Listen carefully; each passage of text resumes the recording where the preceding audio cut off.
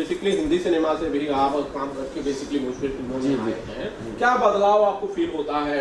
खेसारी यादव के साथ काम करने का क्या अनुभव होता है? पदम जी, मैं कहना चाहता हूँ नई फिल्म आपकी आ रही है लिट्टी चोखा, मैं चाहता हूँ सबसे पहले फिल्म के बारे में बताएं, आप अपने किरदार के बारे में बताएं, फिर आगे की बात करें। लिट्टी चोखा जो हमारे बाबा मोशन पिक्चर्स प्राइवेट लिमिटेड के बैनर तले बनने वाली फिल्म है और पराग पाटिल जिसके डायरेक्टर हैं, राकेश त्रिपाठी ने स्टोरी एंड डायलॉग लिखे हैं और हमारे डीओपी जो फिल्म को सजाया, जो फिल्मांकन किया है वो राकेश रोशन सिंह प्रिंस भाई ने किया है।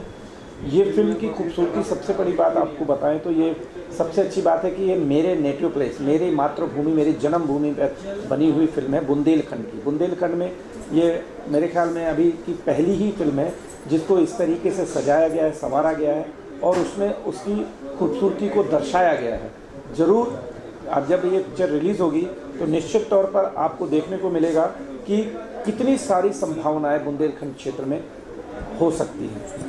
सर, वीरों की धरती कही जाती है बुंदेलखंड में, वहाँ पर फिल्म शूट करना, बेसिकली भोजपुरी फिल्म शूट करना, और आपने कहा कि बहुत कुछ है वहाँ पे जो एक्सप्लोर करना है। आपको क्या लगता है कि इस फिल्म के बाद जब फिल्म आएगी मेकर्स की जो रुचि है वो उस तरफ जाएगी? निश्चित तौर पर हमारी लिट्टी चोखा फिल्म बनने के बाद मैंने अगल बगल भी पता किया है तो वहाँ पर काफ़ी सारी शूटिंग्स के लिए लोग लोकेशन देखने आ रहे हैं और लोकेशन देखने के साथ साथ हमारी बाबा मोशन पिक्चर्स की एक अगली फिल्म जो है सबका बाप अंगूठा छाप भी वहाँ पर फिल्मांकन होने के चांसेस बढ़ गए हैं और हमने उसकी लोकेशन भी देख ली है। तो अभी वहाँ पर चित्रकूट में भी, बुंदेलखंड के महोबा में भी और चरखारी में भी, चरखारी को एक ये कहा जाता है कि मिनी कश्मीर है, 7 तालाबों से जुड़ा हुआ एक किला है, बहुत सारी चीज़ें ऐसी हैं। अगर हम लोग इस तरीके से वहाँ पर फिल्म निर्माण चलता रहेगा तो निश्चित तौर पर आपको देखने को मिलेगा कि बुंदेलखंड एक अच्छी फिल्म सिटी के रूप में उभर कर आएगी। सर, आप तो बेसिकली हिंदी सिनेमा से भी आप काम करके बेसिकली भोजपुरी फिल्मों में आए हैं, क्या बदलाव आपको फील होता है भोजपुरी सिनेमा में काम करना हिंदी फिल्मों से अलग? देखिए, मेरा बचपन से ही थिएटर और इससे संबंध रहा है। मैं राष्ट्रीय नाट्य विद्यालय रंगमंडल में बतौर अभिनेता 4 साल मैंने यहाँ काम किया है और उसके बाद मैं फिल्म इंडस्ट्री में आया। और सबसे पहली बात बताऊँ तो मैंने प्रकाश झा जी के साथ में 4 फिल्में की हैं और गंगाजल में एक मुन्ना ठाकुर का किरदार जो निभाया जिसकी वजह से मुझे काफ़ी ख्याति भी मिली है। और उसके बाद मैंने लगातार फिल्में की हैं, the legend of Bhagat Singh, जागो, खेल, एक कसनी थी, इस तरीके से 50 फिल्में मैं हिंदी कर चुका हूँ और अभी भोजपुरी की कम से कम 9 फिल्में मेरी रिलीज़ पे हैं। एक हिंदी फिल्म है डॉटर ऑफ इंडिया सन जिसमें मैंने एज ए हीरो रोल किया है और वो 2 इंटरनेशनल फेस्टिवल में जा चुकी है। बाप और बेटी की कहानी है और बहुत मार्मिक कहानी है, उत्तर प्रदेश बैकग्राउंड पर आधारित फिल्म है। तो मैं लगातार हिंदी फिल्म भी कर रहा हूँ और भोजपुरी भी कर रहा हूँ। जैसा कि आपका सवाल है कि हिंदी फिल्म में जाकर भोजपुरी के बीच में क्या दोनों में समानता और असमानता है, तो इस आधार पर मैं आपको बताना चाहता हूँ कि समानता दोनों में है। जो स्क्रिप्ट होती है और जो इसमें सब कैमरामैन, डायरेक्टर सब एक जैसे ही होते हैं, लेकिन सोल का फ़र्क होता है कि सोल इसमें कौन सी है। जिस स्क्रिप्ट में हम भोजपुरी में जाते हैं तो हमको लगता है कि हम अपनी माटी से मिल रहे हैं, अपने मातृभूमि की जो भाषा है उससे मिल रहे हैं।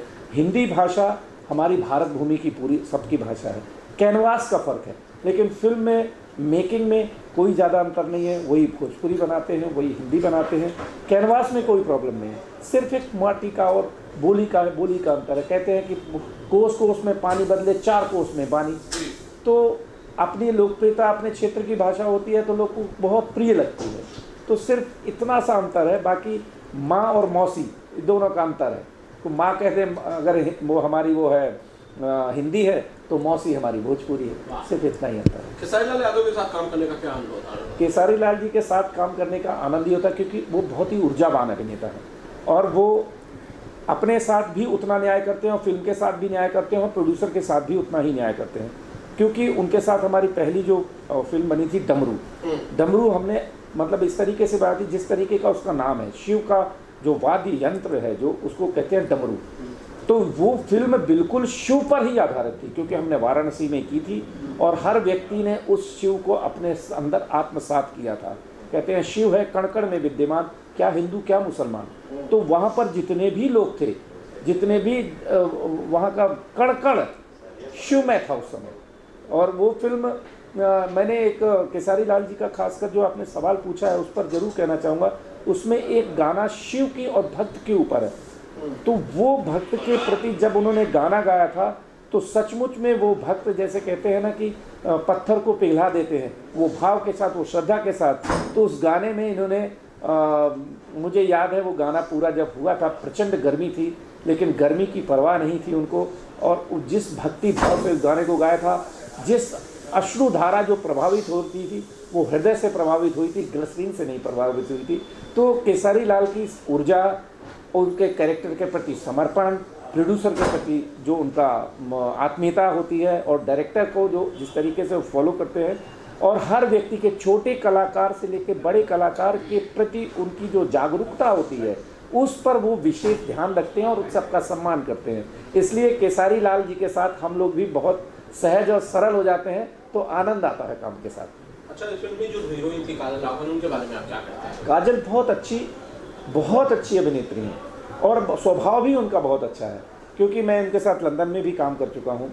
लंदन में मैंने करीब 6 फिल्में अभय सिन्हा जी के साथ में किया है, लेकिन उसमें काजल भी थी, तो काजल से एक लंबा समय का रिलेशन भी बन गया। तो ऐसा लगता है कि परिवार का हिस्सा ही है, और निश्चित तौर पर काम को लेके भी, परिवार को लेके भी, व्यक्तिगत स्वभाव से भी उन पर जितनी उनकी तारीफ की जाए वो कम ही होगी। बस इतना कह सकता हूँ। जाने से पहले ऑडियंस को कुछ कहना चाहते हैं लिट्टी चोखा को लेकर पदम सिंह? मैं बिल्कुल कहना चाहता हूँ, क्योंकि ये मेरी मातृभूमि में बनी हुई है। मैं हर दर्शक से ये कहता चाहता हूँ कि एक बार इस फिल्म को देखेंगे, आप अपने आप को छू जाएंगे, आप अपनी आत्मा को छू जाएंगे, आपको इतना आनंद आएगा। और इंटरटेनमेंट जिसे कहते हैं ना, मनोरंजन बहुत ही मनोरंजक बन जाएगा। ये आप ये तय मानिए। मेरा आपसे पर्सनल रिक्वेस्ट है कि इस फिल्म को भी देखें, और बाबा मोशन की जो भी पिक्चर बनती है उस पर आप लोग हमेशा विश्वास करेंगे। आपके घर की, आपके परिवार की, आपके इर्द गिर्द की ही कहानी होगी, और आपको ये लगेगा कि ये तो मेरे घर की कहानी है। तो बस इतना ही कहते हैं, और सभी दर्शकों को अपनी तरफ से बहुत बहुत धन्यवाद।